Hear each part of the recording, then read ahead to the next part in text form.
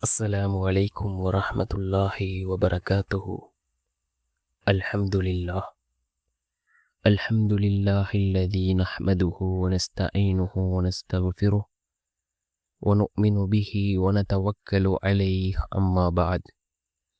அன்பிற்குரிய அல்லாஹ்வின் நல்லடியார்களே, அன்பு சகோதரர்களே, நாம் தொடர்ச்சியாக பார்த்து வரக்கூடிய துஆக்களினுடைய திக்ருகளினுடைய தொகுப்பில் இன்று நாம் பார்க்க இருக்கின்ற விடயம் என்னவென்றால், இன்றைய தினம் ரமலான் மாதம் பிறை 22. நாம் அசருடைய தொழுகையை தொழுதுவிட்டு அதே இடத்தில் அமர்ந்தவர்களாக இந்த துஆவை ஓதி அல்லாஹ்விடம் பிரார்த்தனை செய்வோம்.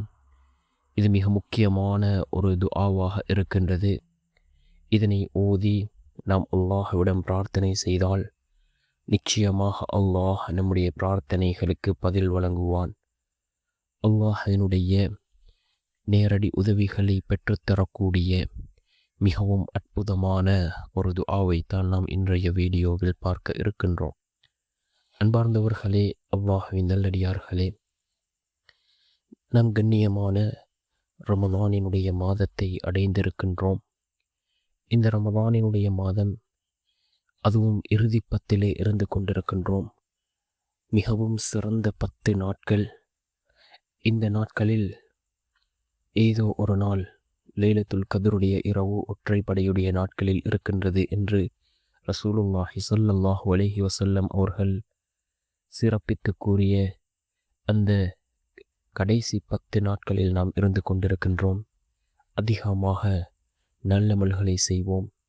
இந்த கடைசி 10 இது நரக விடுதலைக்குரிய 10ஆக இருந்து கொண்டிருக்கின்றது.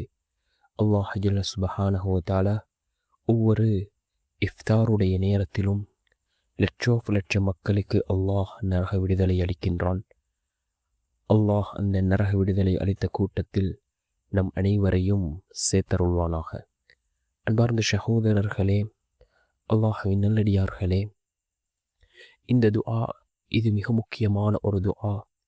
எல்லா சூழ்நிலைகளிலும் நாம் ஓத வேண்டிய ஒரு துஆ. நம்முடைய வாழ்க்கையில் கஷ்டங்கள் ஏற்படும் பொழுது, கவலைகள் ஏற்படும் பொழுது, அல்லாஹ்வினுடைய உதவிகள் தேவைப்படும் பொழுது நாம் இந்த துஆவை ஓதி அல்லாஹ்விடம் பிரார்த்தனை செய்வோம். என்ன துஆ? அல்லாஹு அல்லாஹு ரப்பி லா உஷ்ரிகு பிஹி ஷைஆ. அல்லாஹு அல்லாஹு ரப்பி லா உஷ்ரிகு பிஹி ஷைஆ என்று வரக்கூடிய இந்த துஆவை அதிகமாக ஓதுவோம். நாம் அன்றாடம் இந்த துஆவை ஓதுவோம். ஒவ்வொரு சூழ்நிலைகளிலும் ஓதுவோம். நிச்சயமாக அல்லாஹ் ஜல்ல சுப்ஹானஹு வ தஆலா இந்த துஆவின் மூலமாக நம்முடைய எல்லா நிலைமைகளையும் அல்லாஹ் சீராக்கி நம்முடைய வாழ்க்கையில் எல்லா விடயங்களிலும் அல்லாஹ் நமக்கு வெற்றிகளை தருவான்.